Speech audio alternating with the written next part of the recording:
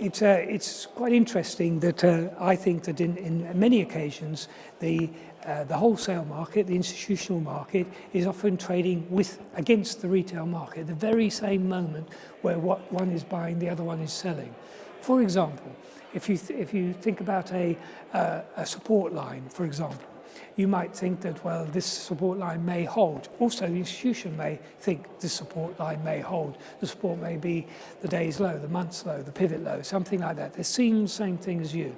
Now, how might you react to this? Well, you want some confidence. So you might see that the approach to the support line is weakening, so the candles are getting smaller and the bodies are getting smaller and the volume is lightening. And then you have a nice white candle, which gives you the feeling that we've reversed up and the close is now well off the opening, and so it's turning.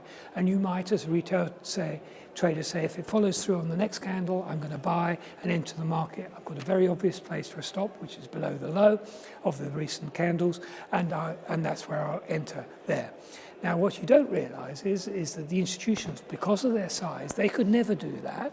They couldn't wait for that late stage. If they start buying at that point, they'll push the market away from them, and they won't have got enough size on board, enough position on board, and the market will have already run away. So they've already had to have participated. So as the market comes and starts to look as though it's going to hold and not fail, they will be the buyer. Actually, they caused the white candle that you're now seeing as the trigger, and they've already started to buy. It's risky because they're buying early. They haven't got the confidence that you've got, but they have to participate earlier than you. And so they are buying, and they will possibly be selling, having already bought at the very moment that you are buying.